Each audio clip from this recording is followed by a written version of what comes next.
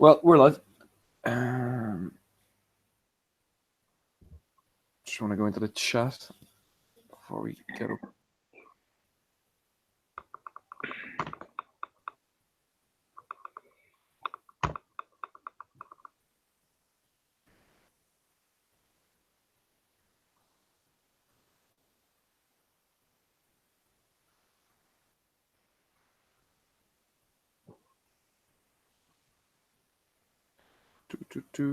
So did you watch both shows in full, or did you? Yeah, I've seen them both.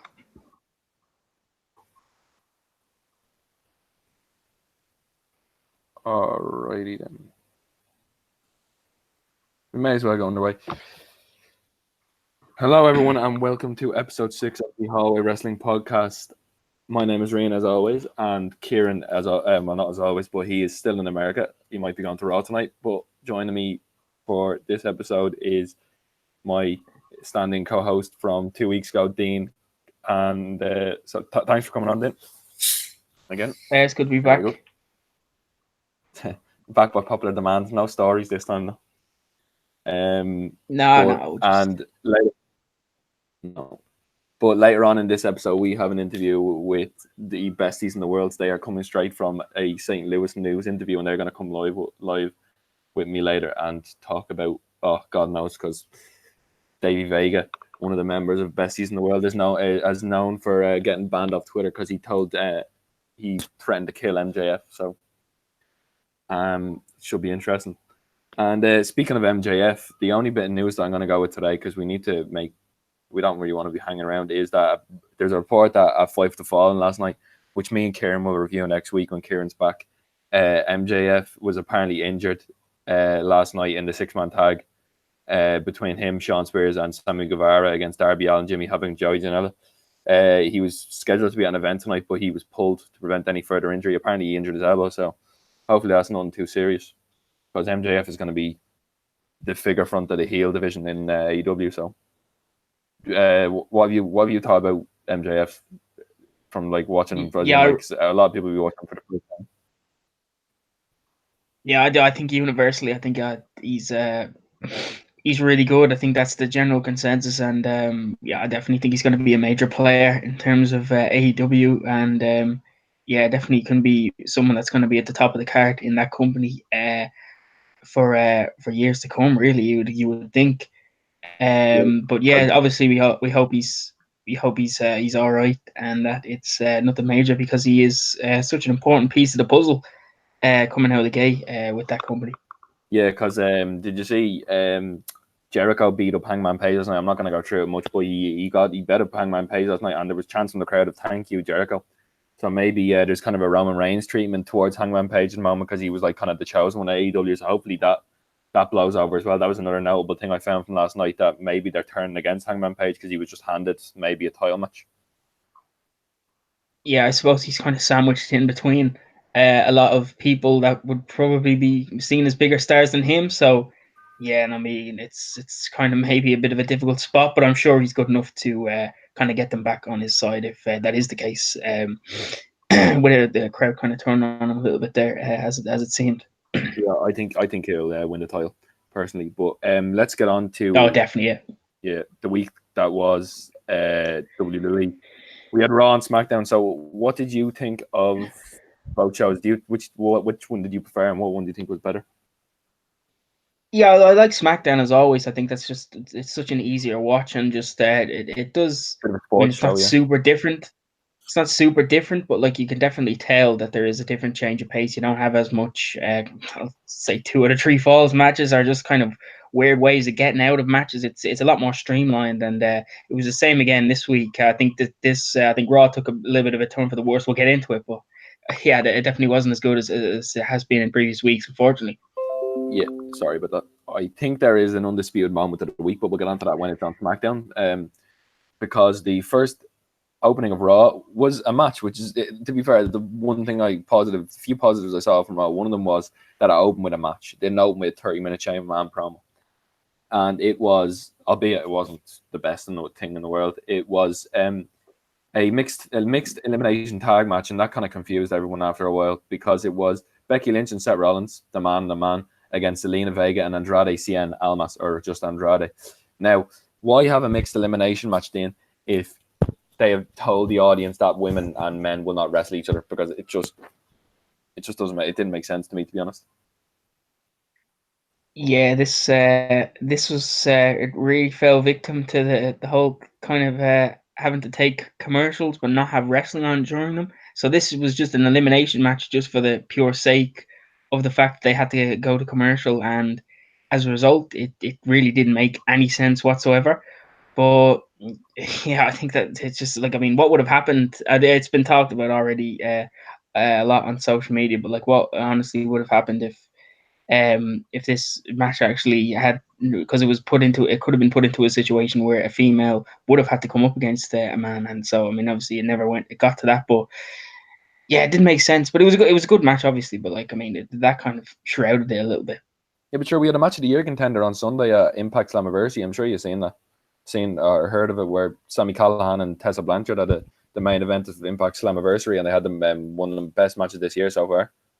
I mean, like, it's not like it's yeah. I mean, yeah, I mean, they don't do it in the WWE, but like it's obviously the specific rule. But I think it begs a little bit of a bigger question as to what is going to happen come Sunday, because you obviously have a situation there where it's there's no rules in that match, and you could have a situation where surely there is going to be male on female action in that case, isn't there? So yeah, in in a wrestling sense.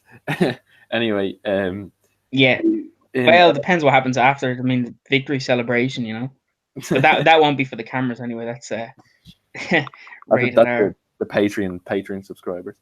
Anyway, so Vega was eliminated pretty quickly by Disarmer, tapped out pretty quick, and then she just continued to get involved, and Becky Lynch and Becky Lynch were kind of scuffling on the outside, and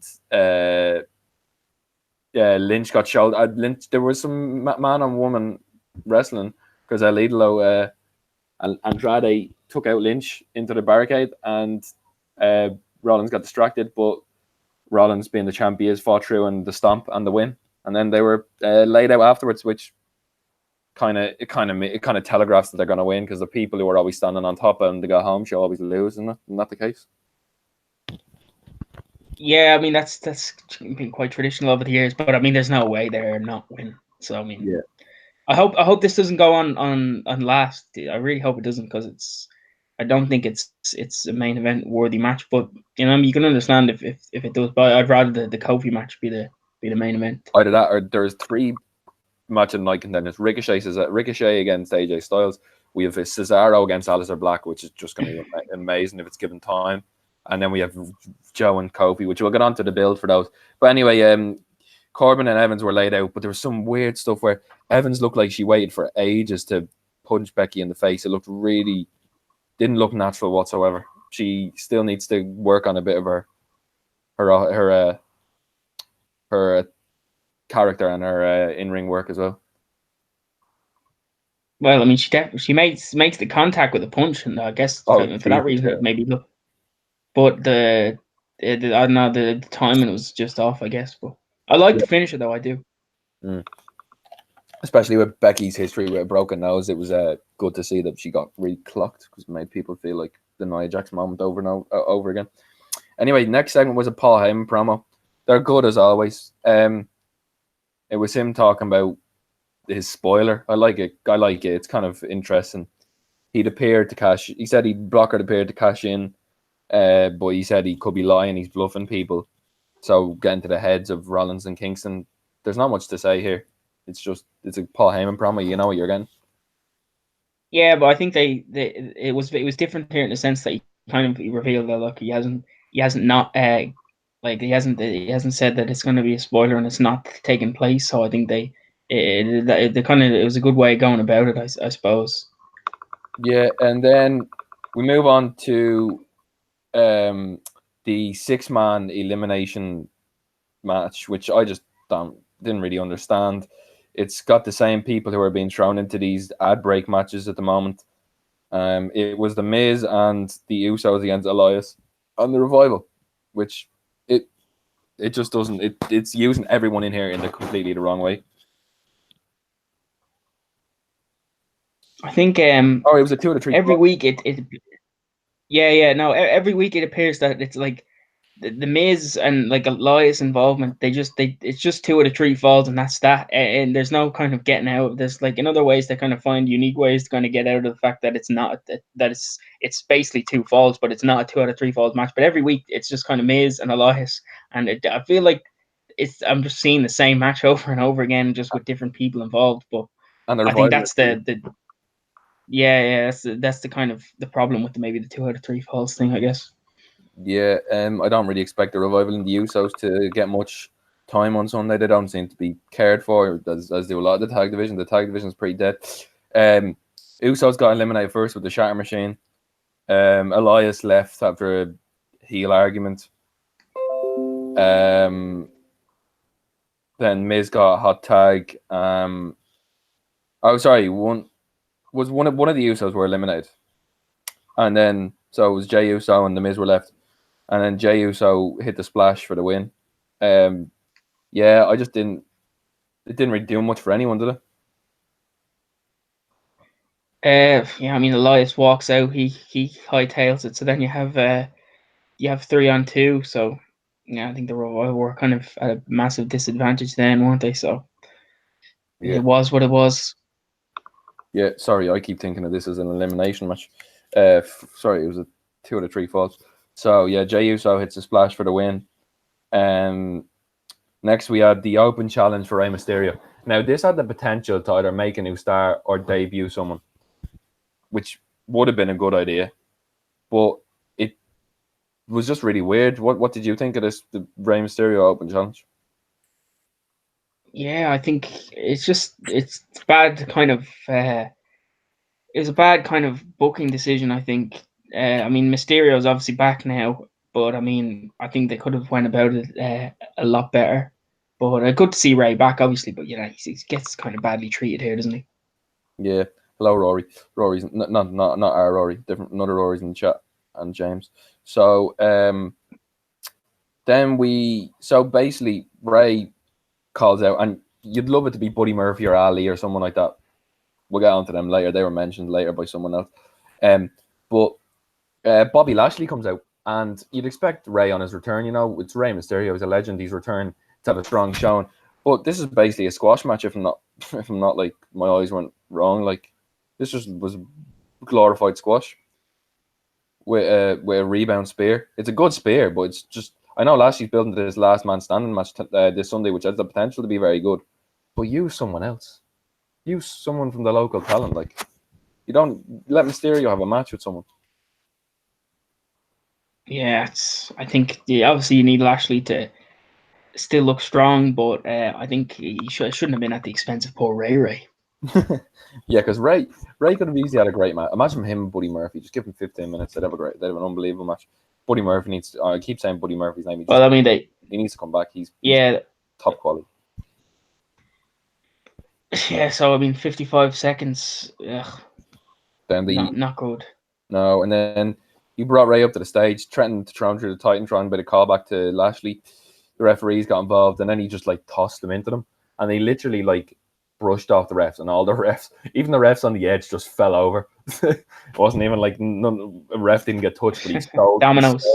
So I love. Did you ever see that when like someone does a dive onto a group of people, and like even the people on the edge just fall all over the place? Yeah, it's the impact, the air. Yeah, it's the waves. Yeah.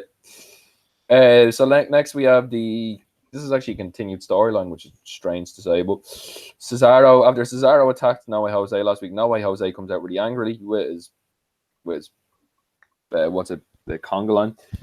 He challenges the Swiss Cyborg.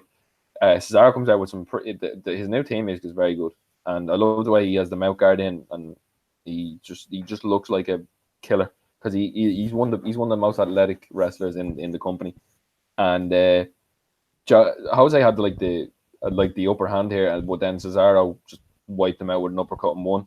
Basically, a bit longer than the squash match, which like Jose got his bit of offense, but it's basically a squash thing, wasn't it? Yeah, I mean, he got a bit, but like in the end, he gets shut out. But yeah, again, like you mentioned about Cesaro, like he just looks like a star, doesn't he? And he means business. So I mean, all aboard the Cesaro train, I guess. The Swiss Superman, Swiss Cyborg, King of Swing. Yeah, King of Swing. But like as all over that.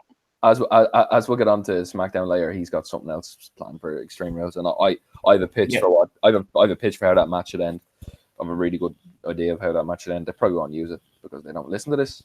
Maybe not. Anyway, definitely not. Into the swing and then a sharpshooter. When someone taps out to a move that you don't see someone use very often, you know they're just not high on them. I mean, Cesaro rarely uses a sharpshooter, and Jose tapped out within 3 seconds. So then we had he never beats anyone with it. No. So the Viking Raiders against, maybe he's trying to get it over as a submission move. I don't know, something different. Viking Raiders beat local talent. Yeah, don't know what to say about this. Don't know what their place is at the moment. They were brilliant. What happened after this match is probably more important.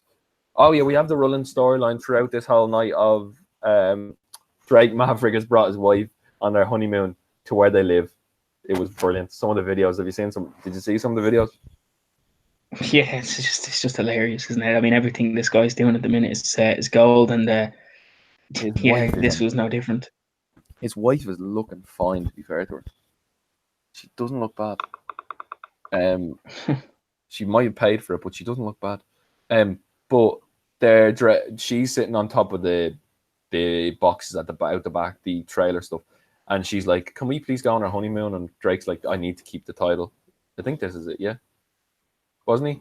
Or like he's hiding from R-Truth, and she's he's trying to get it on with her in the shipping container. Yeah, and the mini kind of thing. And he screams, "Me and my wife are going to get it on," and he alerts people, and he has to run. So then after this little squash match, Drake Maverick is just running out to the ring. It's just brilliant because it just comes out of nowhere. I think this match was just set up for this. To be fair, like unfair on the Viking Raiders, but this match was just set up for this running afterwards. So they all trace him around the ring until he escaped. R-Truth went up, saw the Raiders in the ring, and was just back down. It's just brilliant. R-Truth just gets his comedic timing. I think he's the best comedic timing in the company. Oh yeah, definitely. I think he's the immortal one. Yeah. So everything he does touches. Everything he does turns to gold. Yeah. So basically, that runs through the whole night. We'll kind of get back to that, I think. Basically, next is the club, which is a good storyline if W keep up with it. I really hope they do. The club refused to comment, which is good. They go into AJ's locker room. Ricochet calls out Styles, saying he's lost respect. It's kind of like remember when Jericho Styles turned on Cena? It's kind of very, very similar to that. It's a very similar storyline if you look at them both side by side. Oh yes, I mean it's a 3-on-1 dynamic and the similar kind of tone as it were. Yeah, it is very similar. Yeah, it was a very similar beatdown. So then he put Luke Gallows out for the match against Ricochet. Obviously, Luke Gallows dominating because of his size. Small package, 3 count. And the phenomenal one, obviously, AJ not wanting to fight, he goes, "You can fight Carl Anderson," who was a former IWGP heavyweight champion. Like, he's doing this.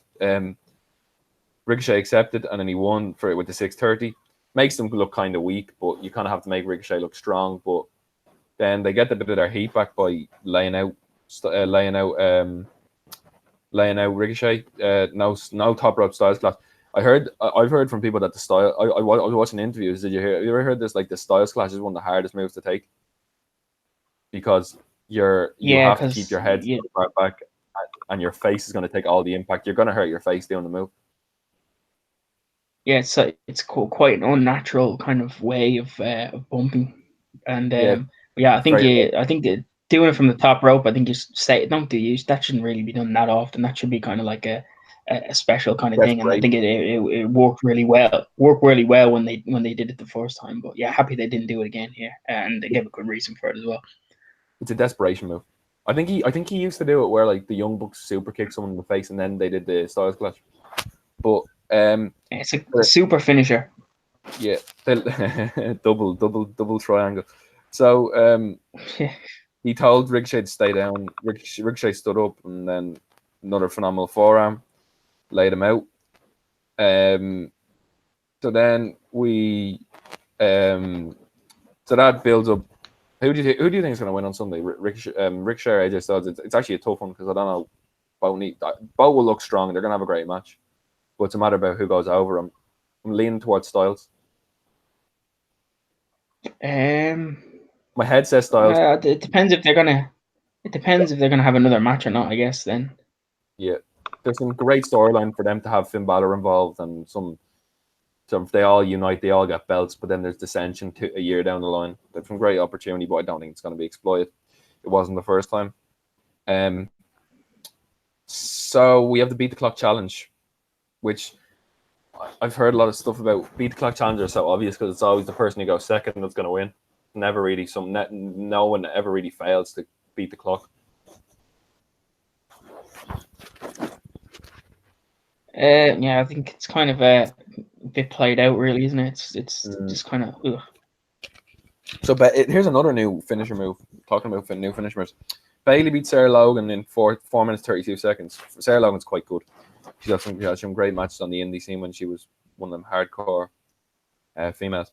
But Bayley wins with a sunset bomb to the ropes, which is a dangerous move, and she shouldn't do it on Alexa because Alexa is concussion prone. But it's a decent enough move. But she set the time at 4:32, and Dana Brooke went to fight Nikki Cross, and Alexa Bliss. Nikki Cross won very easily with the swing and neck breaker, and then they had to announce the stipulation. What do you think? What do you think of the stipulation that she announced? It sounds interesting. Yeah, it makes. I mean, I know we know in the end why they did it. It's because Bliss has been suffering with illness, so they kind of had to put Nikki Cross in there as well. But it kind of makes sense with the story, though, doesn't it? I mean, Nikki Cross has got her the match essentially, so I mean, I think it's pretty good that she should be in it, really. And then again, I think she should also get her own title shot as well coming out of this, and then maybe that will make Bliss a little bit jealous, but. Yeah, I mean, I think Bayley's winning, but I think there's been talk of Sasha coming back as well. So I mean, there's a lot of different directions this could go, really. But hopefully they keep it good like it's been, because again, you have kind of the history of Bliss and Bayley being pretty bad, wasn't it? Like that whole feud when they didn't the first time around. So they have a chance to right the wrongs here, and so far I think they've been doing that. And again. I think Nikki Cross has been really good throughout this whole thing. So yeah, so basically, if we didn't discuss it, it's a 2-on-1 handicap match. It's interesting. I think there might be there's going to be some dissension soon. It's a matter on who turns face and who turns heel. Bayley gets really angry. Well, I mean, Nikki's kind of always been a face, though, really, in this whole deal. I think that's been kind of the kind of clear out rider. So I mean, it's all in regards to what Bliss does, I suppose. Yeah. Yes, Nikki could win the belt. You never know. Yep. Bayley. I hope Bayley wins, though. Yeah, I think she needs to keep the title. Bayley lost it on Cross. I haven't seen Charlotte for a while. She's going to be introduced back in soon. Bayley lost it on Cross and hit Bayley to belly in a diving elbow drop. Stand tall. Her Macho Man dedication. So this main event, Jesus Christ. So basically, all the way through the night, people already know, but all the way through the night, Shane and Drew are going around looking for a Roman Reigns partner because Shane is choosing Roman Reigns partner because Shane is God. And they run into, a guy serving beer, guy doing the garbage, and then they finally run into the janitor with a limp, Gary Garbo, and he says, "Here's $5,000," and Gary's like, "Yep, let's do that," and they shake hands. And then. This is just. What did you think of this next line where he talks about a mask and they tried to give a logical reason? Do you know what the exact quote was? Because a lot of people just haven't been able to get that exact quote. Is it because we were too famous? We want you to wear a mask, or what was it? Yeah, that's what they said. But I think everything involving this, Shane and Drew, and was absolutely terrible. I think, and I think this is kind of the problem with you have to do TV to get to the next show, which I mean, this happened to be the go home angle, so I mean that even amplifies how bad it was. Really, the fact that you have another a bit of programming to get through. So you have to do something. You have to have some sort of angle to send off with, and this is what we got. Just every segment was just poor, and I think it was capped off by what eventually happened to it, which you'll go through. Yeah, being the elite feels better than go home shows. Genuinely, like, and Nightmare Channel and all that builds better than the AEW shows. But anyway, so basically they're in the match, and he's been told that he doesn't tag in. He's been told Reigns is being left on his own. You don't tag in. So he's got this mask on, and he's got this janitor's outfit. He looks like Daniel Bryan when he joined the Wyatt family. Anyway, so Reigns, I think, gets knocked back, doesn't he? And there's a blind tag, so he tags him in by accident, and Shane and Drew don't see it. So then Gary Garbo comes in, and Shane's like, "Oh, let's beat the crap out of him," because I think Drew hits him in the stomach, wins him, and Shane comes in, does a little dance. Then Gary starts going on the offense, and you can tell straight. I don't know about you, but I could tell straight away who it was. Yeah, with his offense. Yeah, blatantly Cedric Alexander. As soon as he hit that enziguri, I was like, "That is someone." And then he hit the plancha, was it? Yeah, he hit the dive, and I was like, "Yeah, Cedric or someone's here. Someone's here." Anyway, so all of a sudden, but to be fair, the only good moment of this was the selling of that Claymore kick, because Gary Garbo or Cedric Alexander is getting hyped up, and then Drew hits him with an unbelievable Claymore kick, and if he flips up in the air, to be fair to him, with a limited vision with that mask, that was a brilliant sell of the Claymore kick. Yeah, I mean, everything Cedric, though I know, kind of slipped up a little bit, but everything he does looks crisp. There's no denying how talented he is. We've seen that again here. But yeah, I think he just kind of got a bad hand here, really, altogether, didn't he? Yeah. So with how this ended up. Yeah. So Shane pins him, and then he takes off his mask. Like, Reigns is untying, and he takes off his mask, and they celebrate like they've won. And the heels leave. Like, it's the most confusing thing in the world. I couldn't compute it in my head what was going on. Especially when you consider that this is the go home angle for a match involving the Undertaker, and you get this comedy to close the show. Like that closing shot of Reigns and Cedric, just like, "Oh yeah, it was me. We lost. I got pinned. Oops. Just ridiculous." Yeah, and he cut his tongue open badly. But who would you have as that partner? I would have had something like Baron Corbin comes out and is like, "Oh, I don't like this mid-card of you," which Baron Corbin coming out being like, "Oh, Shane's my buddy, Drew's my buddy, let's do something." Then Rollins comes out with a chair as the partner, or something like that. Something that actually has some storyline in it. You can build to the two storylines. And then I think Undertaker's gong hits at the end. Undertaker comes out to the ramp, does his whole thing, and then that leaves. I think it touches on kind of what I said initially, is like, you don't, like, they have another show, so they have to do something. Like, you don't have to have like these guys on the show. Like, you can just build up the match, like, do something differently. Like they do kind of the interviews where it's kind of side by side often. But like, I mean, especially if this was all you could come up with, then just don't do it. Just don't do the match. Like, it's just, yeah. So we move on to, so basically Drew and Shane win, and then there's some really weird, like, it's like looking into like a like one of them funky mirrors in like the circus. Everything's just fucked backwards. So Raw ends on a bad note. Heyman looks like he's had his hands taken off the product already. But anyway, we move on to SmackDown, and this is the best thing I've seen on WWE for a long time, because they have I don't know. I know Bischoff's been starting this week, but Bischoff must have got on the phone and said something about this, or Owens was pitching this pretty heavily, or it might be Triple H, because it's definitely not Vince or Shane. Because before we start, did you see the news that there is a plan to write Shane off TV? Apparently. Yeah, I've heard, but I mean, it's probably for the best, really, because he's all over the thing at the moment. And like, I mean, in a sense, that's good, but it's almost go away heat at this point, isn't it? Yeah. Okay. So Shane. So KO comes out. Kevin Owens. He comes out and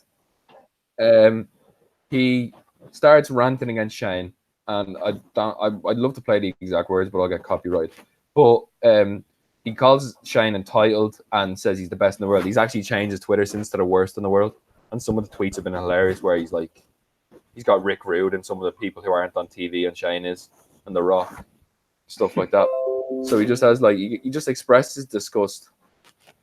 And Shane McMahon comes out and cuts his mic.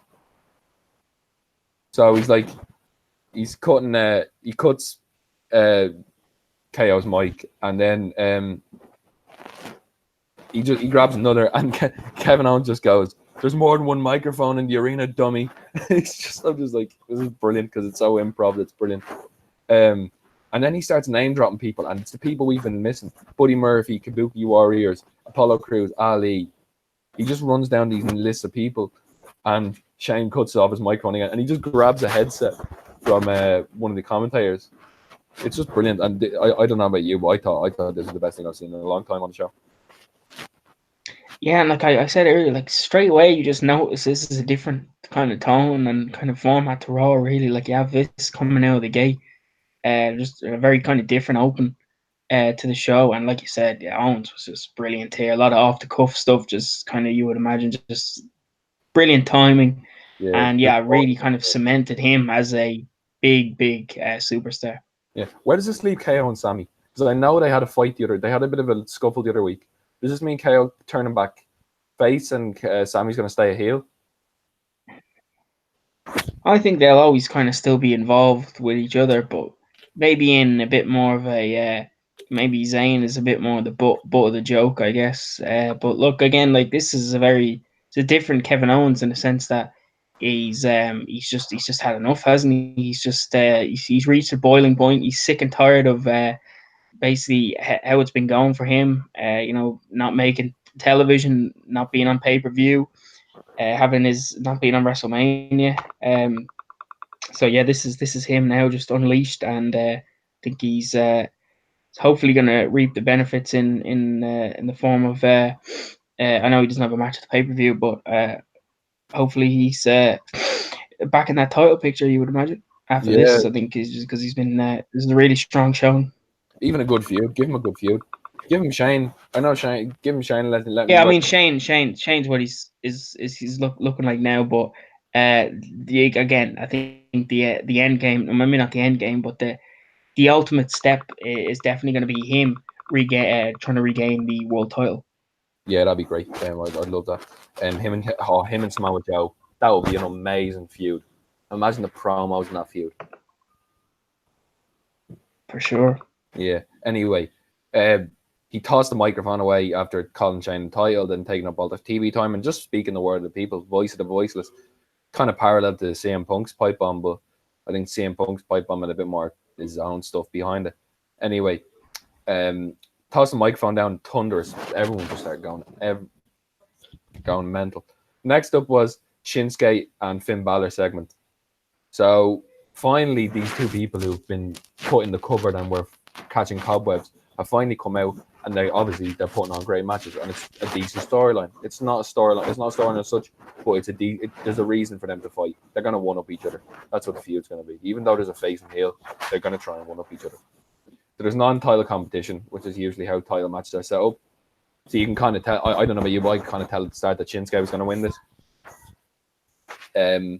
But yeah. I mean, that these are two set up to kind of have a program now. So I mean, ultimately that had to be Shinsuke. Obviously, had to get the force win here, didn't he? Yeah. So Balor was being grounded by Shinsuke and worked over, and just good strikes. You can hear every single strike. Shinsuke is very good at making the strikes look very real. Balor fights back, sliding German suplex. Nakamura blocked the coup de grace. Kinshasa, ring post, steel steps. Kinshasa from outside. Kinshasa inside the ring, and Nakamura wins, setting up a match on Sunday. I think did they book a match for Sunday? Yeah. No, this is the thing. This is not on the pay-per-view, which kind of almost makes me wish that the brands still had their own separate pay-per-views, because you get to have like a proper pay-per-view match between these two for the title, and it would just be amazing, wouldn't it? And you'd get to see a lot more kind of people that on this show that don't have anything In the like realistically, it probably should be Owens versus Ziggler again, shouldn't it? But that's obviously can't happen just because of the nature of the fact that you can't have everyone on the card. But I mean, if we still had the kind of SmackDown branded shows, that then we would see that, and it'd be kind of better for the story. But this match specifically, I think, I think they've done it perfectly.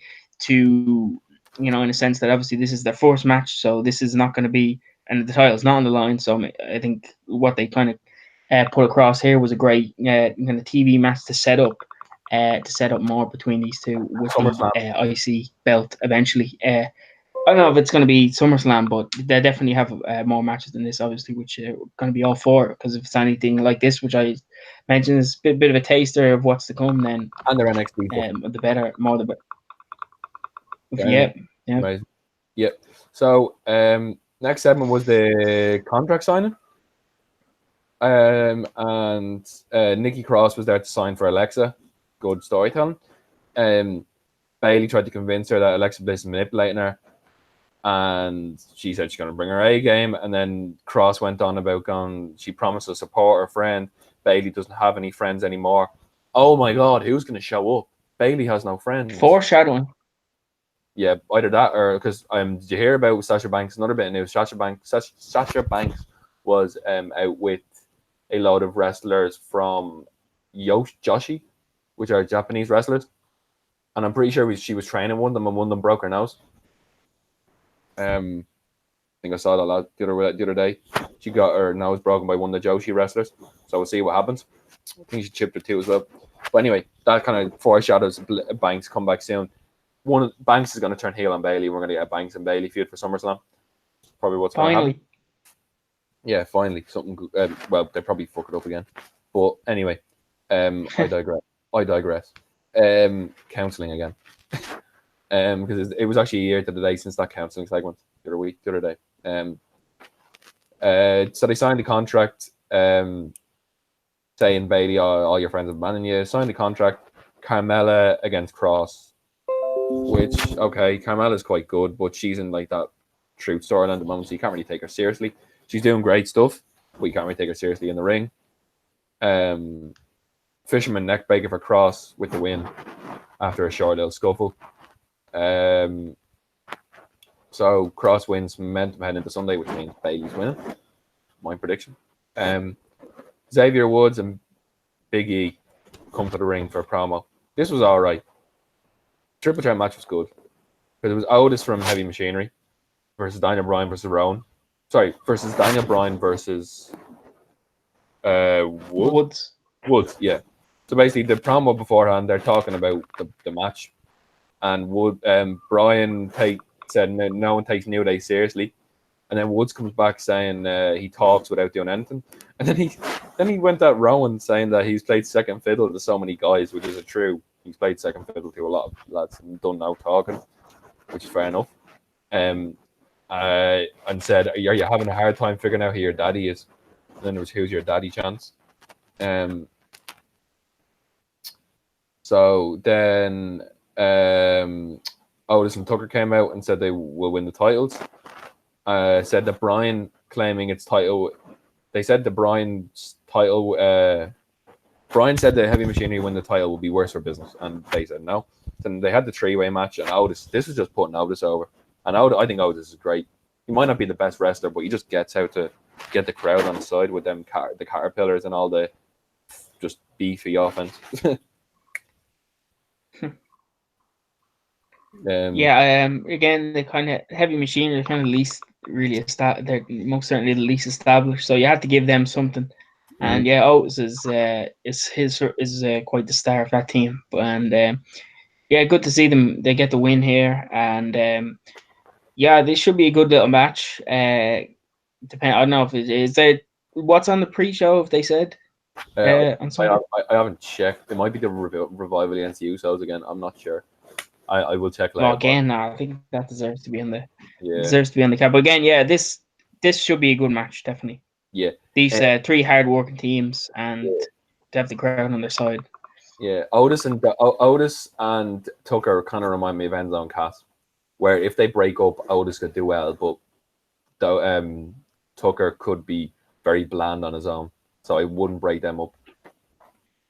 Oh no. This looks like a lifer team, maybe. I don't know. Yeah, but you never know. I mean, we thought Enzo and Cass would be a lifer team. Way down the line, anyway. Not everyone has to break up just because. Yeah. And in the main event of SmackDown, we had Roman Reigns against Dolph Ziggler because Ziggler was doing the handiwork for the mid card of evil. Our heels are just all one team now. It's just terrible. You can't have it like that.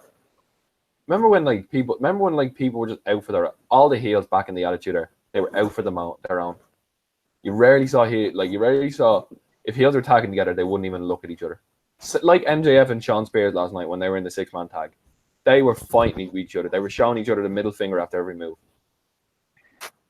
But yeah, specifically in the Attitude Era, it was a bit more canon than today. Definitely. Yeah. Like you have Ziggler and McIntyre kind of.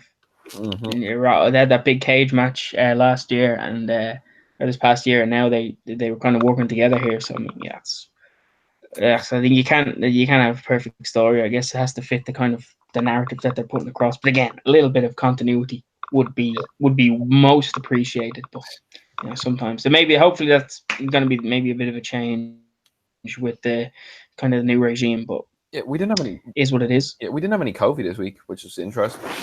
Did we? No, I don't think we did. They had the interviews with Joe and Kofi. Can we go through that, because I don't have it on my notes here. What roughly what happened in the interview between Kofi and Joe? It's a bit of verbal barbing, was it? Yeah, I think you just have your I almost can kind of belittle it almost by kind of a typical joke thing, but just what we always know from him, just super intense, like saying what he's gonna do, and doing just gonna go night putting a pin in a well, yeah. As only Joe can. Again, he's always a great promo, and it was no different here. So yeah, very much looking forward to that match. That's why, and in no small part, the back of the promos, they've really done well. They're hyping that up. So yeah, it should be great. Yeah, Joe wins and feuds with Owens. I think I'd hope. I know it's not gonna happen, but the promo they teased on NXT. The promo was really amazing. Anyway, this main event, SmackDown, Ziggler was in control because of Elias interfering and Drew interfering, and Shane obviously interfered as well, and they were ringside supporting the mid card of evil representative. Reigns fought back. Elias got Superman punched. Shane O'Mac interfered after Roman Reigns was about to win. Kevin Owens just comes out and a stunner to McMahon. I don't know if Stone Cold's still pissed off using the stunner, but I think it's all right. It's a new move. It's interesting. Haven't seen a pop-up powerbomb for a while. He's made it his own now. I think I love that's his thing now. Yeah. So Reigns hit Ziggler with the spear and won, and the big dog stood tall. Nothing about the Undertaker, just he stood tall. So what are your main thoughts ahead of Extreme Rules this Sunday? What do you think are the main things that are going to happen regarding all these big matches? What do you think the main storylines are going to be coming out with Extreme Rules? I think we'll probably get an end, hopefully, to a fair few of them. Like this Reigns and Shane angle, I mean, it's probably going to still continue because Reigns has to maybe get his win over Shane. Really doesn't, after all that they've been through. But you'd like kind of a little bit, maybe more closure with that. And again, we talked about on the last episode, Taker and Drew, that being a potential match for SummerSlam. So this story will probably go on. Again, but we have the whole thing with Shane and Kevin as well, Kevin Owens as well. So it'll be interesting to see where they eventually go with that. I think Kofi and Samoa Joe, I think that could be a multiple match deal, which again I'm definitely not complaining there. That's it's really what we would hope for, isn't it? Yeah. I think. And then with Seth, go ahead. Yeah, I think. Unfortunately, I've never been asking for Brock Lesnar cash in, but Seth needs something. Like Seth's dead in the water at the moment. I thought he was going to be a good champion, but he needs something. It's not working out at the moment. He's just he's been in a bit of a difficult feud here, really. But this is definitely over after this. So that's all I was going to say. Is this will be it. Seth and Becky get the win. They stand tall, both the belts, and that's the end of that. And then so then I guess Lesnar, and it's back to Lesnar and Rollins. Really, then it would have to be after that, wouldn't it? So see what if that was a spoiler, or just that Heyman said, or just another kind of ploy to get into the mind of Rollins, which I don't know if Rollins kind of hasn't really been reacting to the kind of Heyman. He kind of, you just, when you walk past him on Raw, they kind of had a little bit of a look, stare down. But yeah, I think that's what they're going to get back to here after this. Yeah, I do want to see Joe and Lesnar will be very good. Oh my god, imagine Joe against Heyman in the promo if he cashed in on. I mean, it was great the first time, wasn't it? But I think they're gonna. I think it's kind of different directions on both ends, really. But again, you're never gonna complain if we were to see that match again.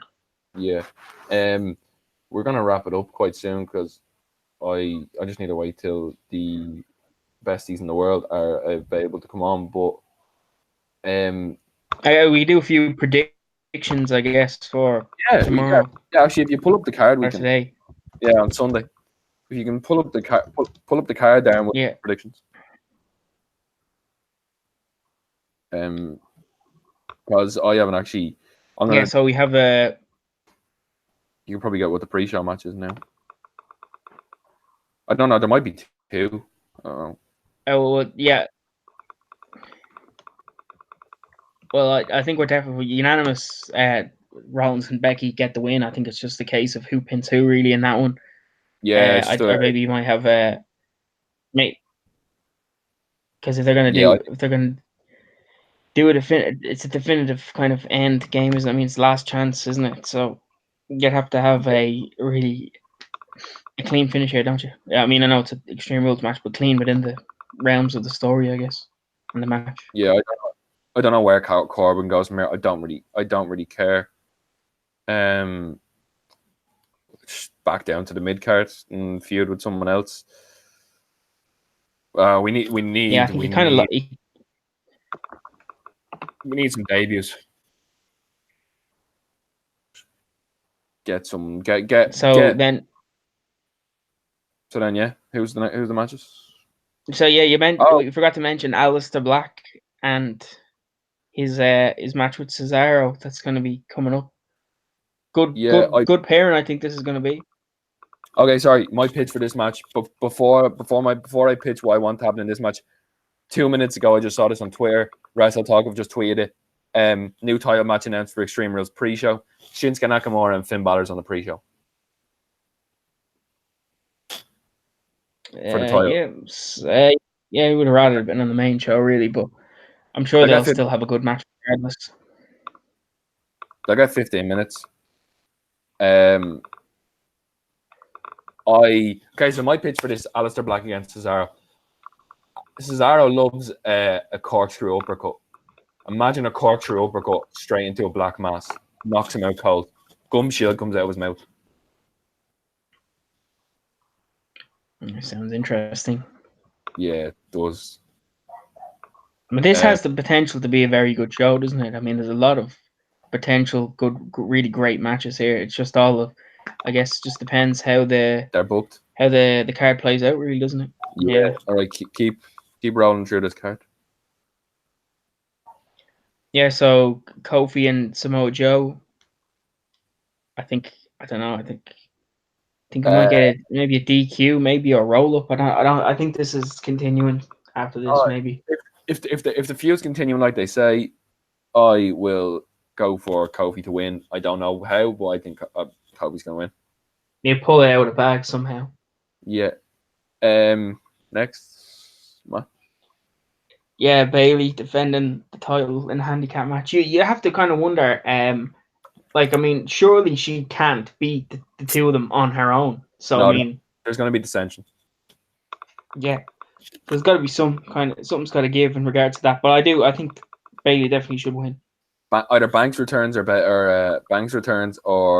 Bailey, or they one of them turns on each other and Bailey gets the advantage. But I think it's maybe a bit too early for that. Yeah. But yeah. I think Bailey walks out with the title, and I think either way, I think we'll have a very interesting kind of SummerSlam next chapter in this story, no matter what happens. Yeah. Yeah. I just really hope she doesn't do that sunset flip powerbomb to Alexa Bliss. Mind her head. She is injured. Do not do that. I don't know how much Bliss will be doing in this match, but what, is she sick? Is she? Yeah, save that. Yeah, no, that's why they've kind of put Nikki Cross in to kind of protect Alexa, who's does have kind of sinus infection, so that's kind of why they've done that. But she'll be there Sunday anyway. So yeah, she's done a great job. She's done a very good job, to be fair to her. Next is one we haven't talked about either. It's Drew Gulak defending the cruiserweight title against Tony Nese. This probably be on the kickoff as well. Would you not think? Yeah, it will be on the kickoff. It will be a great match. Gulak's retained his title. He had a great match with Matt Riddle last night on that 10th anniversary Evolve show. Fantastic match. But I think Gulak's brilliant. He's got a great character at the moment. I haven't watched much 205 Live, but I know for a fact that Gulak's brilliant. Tony Nese is very good. I actually want to check out that Matt Riddle match, but I think Gulak wins with the Gulak. Then, I'd agree. Next is Ricochet putting up the US title in his first defense against in his second defense against AJ Styles. I think Ricochet wins, but there's a really big beatdown afterwards. Table style. Sticks him through a few tables. Yeah, I mean you gotta think if Gallows and Anderson are at ringside, then I mean that's massive advantage to Styles. So it'd have to be maybe a roll up, maybe or something from Ricochet, because to overcome three men is that's never going to be easy for anyone really, especially Ricochet, obviously, because he's outgunned and kind of out strengthened almost in this instance. Between all three. Thank God it's up in the air. It's not obvious. That's good. It's good, but I think Ricochet keeps it. And but Styles gets a lot of his heat back afterwards. Yeah, I mean, it could go either way, couldn't it? It could. What's the next match? I think Ricochet is brilliant, and it's going to be a great match. Next is Last Man Standing Braun Strowman versus Bobby Lashley. I'm looking forward to this to see kind of all the bells and whistles that they have involved here. Yeah, Heyman. If Heyman has control of this match, I'll be excited. ECW. Yeah, I think everyone's expecting something outrageous, so I think there'll be a lot of interest in this one. So the ring. I think Braun will win though, but the ring's gonna break. It'll maybe they do that again, but yeah, it should be good. Looking forward to this. I think Braun arrives in the back of an ambulance or something like that, something along them lines. Like Bobby Lashley is about to Bobby Lashley's about to get like a walkover or something, and Braun comes out. Do you remember the Kane and John Cena feud? Remember that match? They had a Hell in a Cell, or I think it might have been Extreme Rules actually. The 3 stages of Hell match. Bring that match back. That match was where they had 3 different matches in one. It was like an ambulance match, a tables match, and something else. It was right back in Cena. And actually, oddly enough, they end that match by them both going through the entrance structure, and they went to a no contest. I think that was a last man standing match as well. So pretty interesting. Yeah, but I've never thought I'd be invested in it after having it gone from a tug of war to being interested in Lashley against Strowman. Fair play to them, fair play. I think after all they've done, I think this is the kind of the end game, isn't it? They've almost kind of had a few stages of hell, really, haven't they? I mean, they had the tug of war and the arm wrestling and the falls count anywhere, and now they also had a straight singles, and now last man standing. We will have a winner. Yeah. And do we have another match or? Yeah, then it's the Revival defending the tag titles against the Usos again. Revival to retain. Yeah, this one's probably ending as well, and yeah, I think the Revival probably retain here. Yeah, that's what I'm going to go with. I don't think the Usos are going to take the titles off them because I'm pretty sure the Usos are SmackDown superstars, aren't they? Yeah, they are. Yeah, I think they're meant to be. And actually, no, they went over to Raw actually in the draft. So yeah, this one's not a kind of like the Bailey match where you have kind of SmackDown versus Raw. This is actually just a straight Raw encounter. Yeah.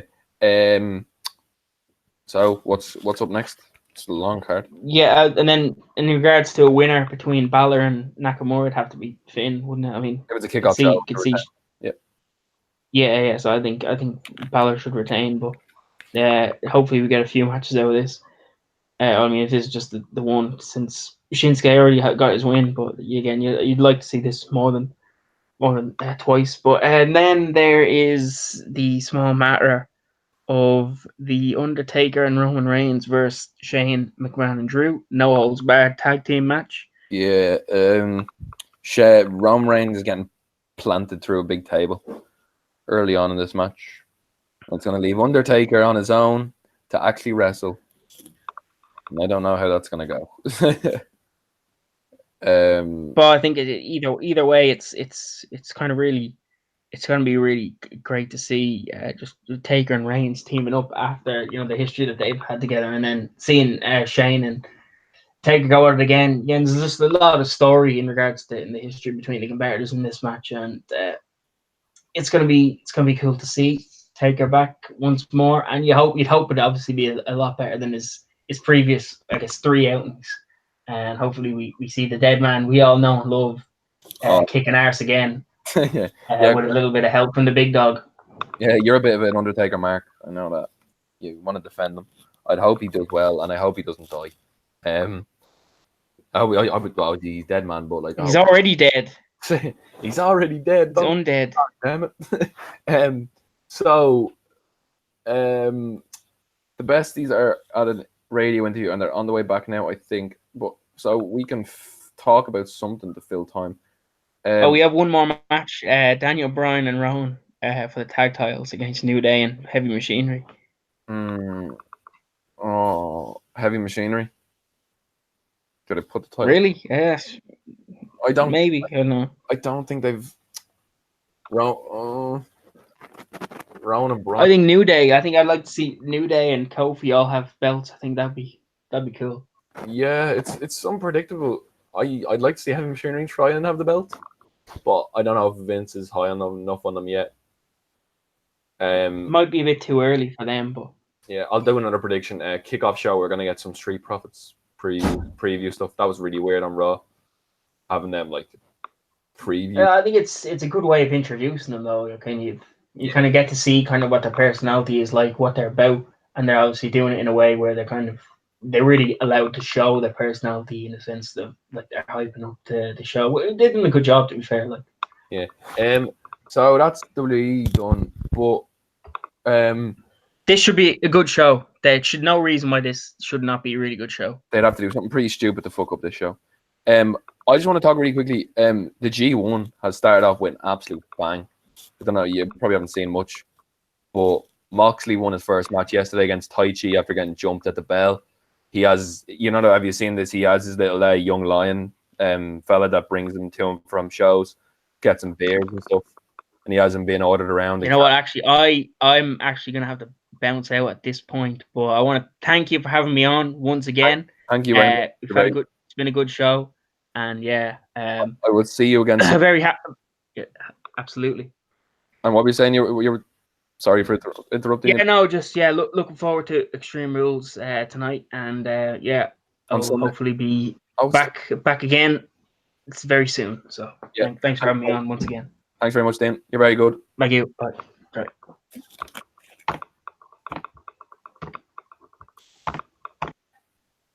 Now, so that Dino is gone, and I'm waiting on my special guest, the Besties in the world. Is anyone in the chat that wants to have a conversation about anything? Is there any topics in the chat? I'm just waiting on the Besties to come in so we can have this amazing interview. I can't wait. The G1 today, Ospreay doing shooting star press about all the way across the ring. That was pretty sick.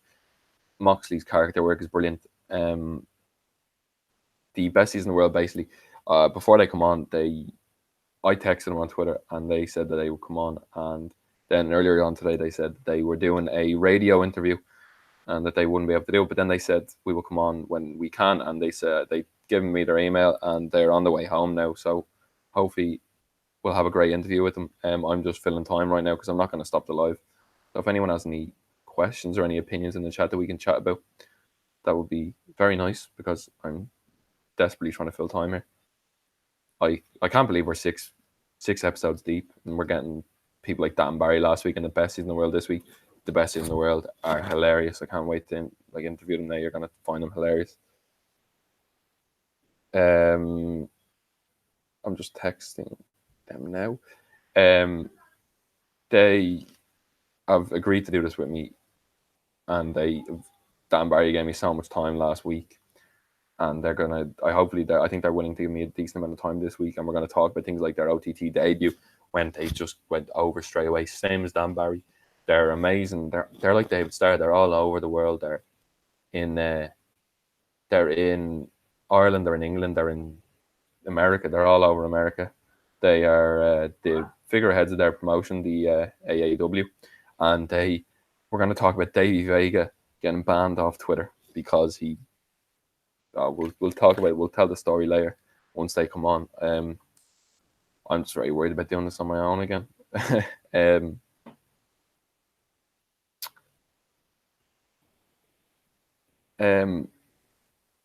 Yeah, so if anyone does anything in the chat, that would be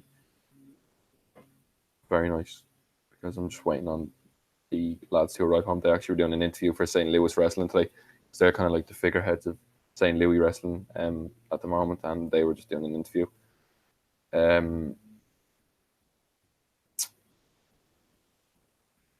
I didn't really expect after 6 episodes to be interviewing them and talking to Dan Barry last week. Thanks, Dan, last week. He was very cooperative, and he gave me 45 minutes and some unbelievable interviews and some unbelievable thoughts. And then that story about Bill at the end being drunk in Disneyland was very funny.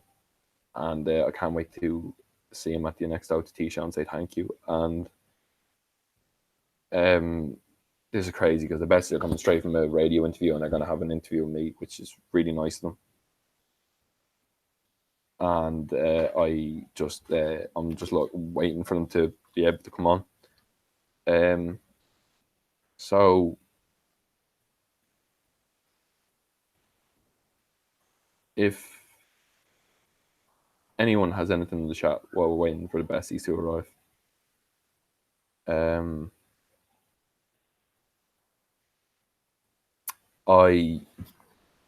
so sorry that it's probably the low period in this live podcast. So some of the G1 results from the other night: Kenta actually beat Tanahashi, which was a big surprise, beating with the GTS. Tanahashi seems to be putting people over. Fair play to him. This was tonight. Will Ospreay beat Sonata in an unbelievable 18-minute match. It was crazy. Kazuchika Okada beat Zack Sabre Jr. with the Rainmaker, which was another great match. I don't think he can get a bad match.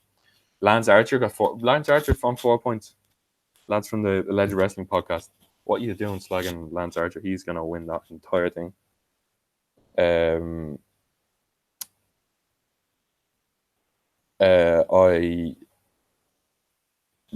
backstage interview with Moxley with his young Lion Shota Umino, who's like bringing his belt around, and he asked him to get like 6 things, and he just stands there, and he's like, "You're gonna give me something to say. You're not gonna give me any words." Just brilliant. Moxley's been let off the leash, and it's brilliant. I love the way that New Japan they do their tag match to set up their singles match. So I know it's not like everyone's cup of tea, but I just love the way. And the backstage interviews are just great to watch in the morning. There goes a voice break.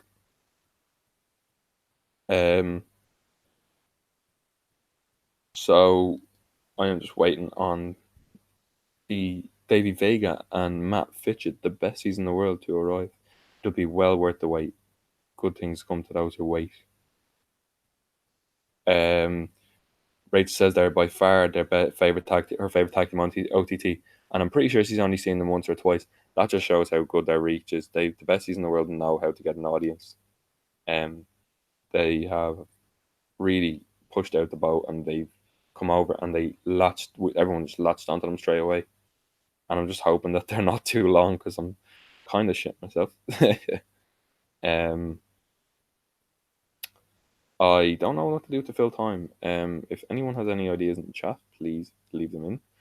I can fancy book something. I can talk about anything in the wrestling world. Let's look at wrestling news. What news is there in the world of wrestling today? That match, the Tessa Blanchard and Sami Callihan match, was amazing. They really put intergender wrestling on the map and kind of proved all the naysayers wrong. Fight for the Fallen was brilliant.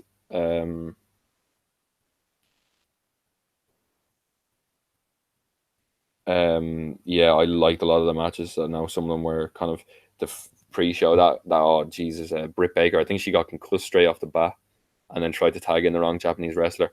And Alex Marvez. Alex Marvez was an awful commentator. He just didn't know what to do. He really sounded out of place with JR on commentary, and it really was painful to listen to him try. And Alex Marvez, I tweeted, do not try and say super bad again. It was quite painful to listen to you try and say super bad. Please do not do that again, and please just don't be on commentary. The way you did the stats was brilliant, but just don't be on the commentary table anymore.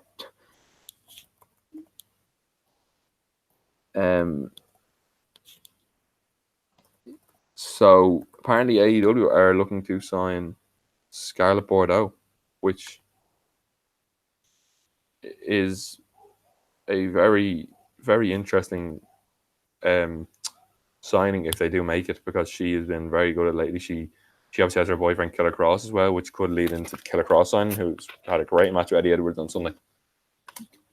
In a First Blood match as well. First Blood. Imagine First Blood match in 2019. Apologies for that sound. I keep getting viruses. Yeah, as I said, MJF injured. Hopefully that's not too serious. That Evolve 10th anniversary show, although it was petty, it was a great show. Gulak and Riddle had a great match. Gargano showed up in the main event, which was Tozawa against Adam Cole. Heyman made a surprise appearance to just kind of give the crowd something. Passing the torch comment.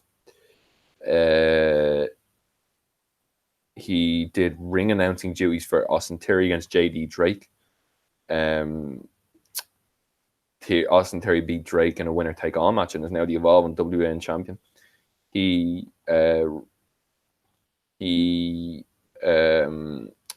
said that the ECW arena should now be called the Evolve Arena as a passing of the torch, which is kind of cool. He told them that Gabe was obviously very happy that they made the arena that was famous for ECW back in the day as the Evolve Arena now. Apparently Paul Heyman was brilliant on commentary, and Austin Theory is fantastic. I can't wait to see him sorry, in NXT, because he's fantastic. Obviously Britt Baker suffers concussion. That explains why she tried to hot tag the wrong person.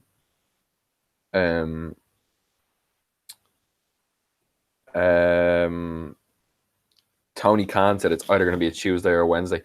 By the way, Tony Khan, absolutely fantastic. He goes up to the media and like, I'll give you all the time you want. He was talking to that little kid interviewer. I think it's the guy. He interviewed the Besties as well, I'm pretty sure, when I was looking at my research earlier. Something is Awesome show. And he was like, I'll give you all the time in the world. He half an hour interview on Chris Van Vliet's YouTube channel. Just fantastic by him, and it's a great PR move, even though it's him being brutally honest. I'm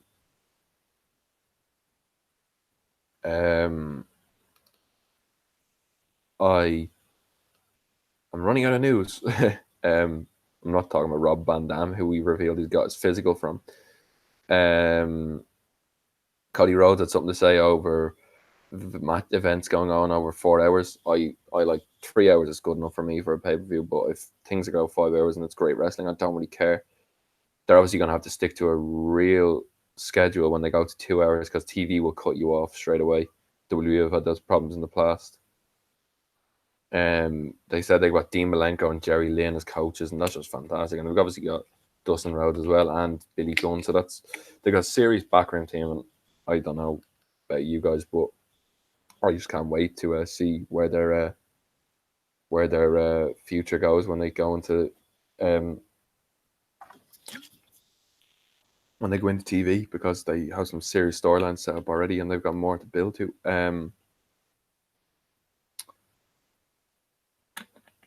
I think they're on their way. They're on their way home from an interview, and their interview started at about 7:30 or 7:45. But they were talking about like them being the poster boys for St. Louis wrestling scene. So whatever time it takes them to get on, we won't go too late. But I really hope they're here soon so we can have a great chat about everything. They burst onto the scene having the great match with Scotty Davis and Will Ospreay and OTT, but they were doing this long before. Can't wait to hear the story about how they formed.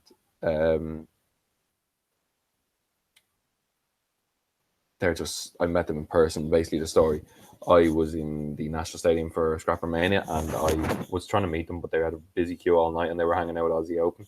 So I left it till the last minute and I kind of bottled it. So then I walked out the door and then the security guard, obviously closing up, I was like, please, can I get a picture with them? So I pointed at them, two besties in the world, last people there, meet and greeting everyone.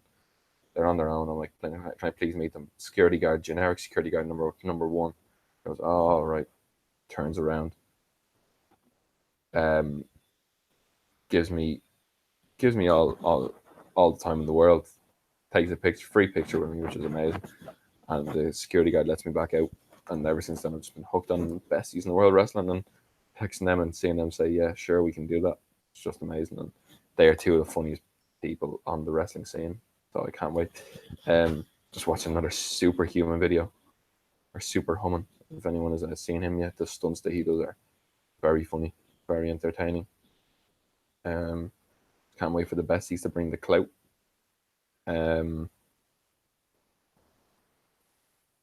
If anyone's in the chat, just give me something to talk about while I'm waiting for these to show up.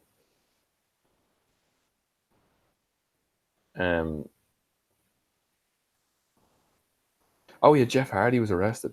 This is just another example of America being America. Jeff Hardy was arrested for public intoxication, which is basically being drunk in public, which everyone has. In America, you're allowed to carry around a gun, but when it comes to alcohol, you get arrested. So if anyone's saying, "Oh, Jeff Hardy's in trouble again," Jeff Hardy didn't really do anything much wrong. He just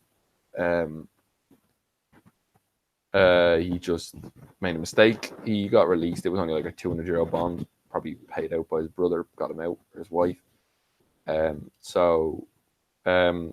I don't really see anything major.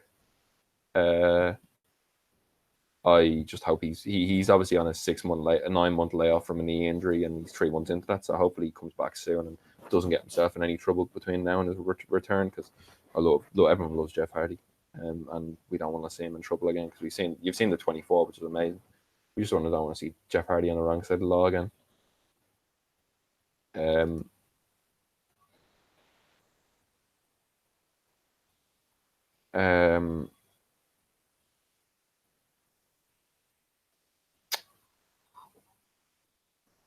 I might do this as a podcast part 1 and then go live with the besties very soon, later on tonight when they come back. They're coming back shortly, but I do not want to be babbling on for ages. So this is call this podcast part 1, and I will see you guys in the next 45 minutes to an hour with the besties in the world interview. So I will see you guys in 45 minutes, because that's the best way to do it, because I am not talking about nothing for the next half an hour. So thank you very much, guys. I will see you guys in very, very soon for part 2 and the interview with the best independent wrestling tag team in the world, Matt, Fitchett, Davey Vega, the besties in the fucking world. Thank you.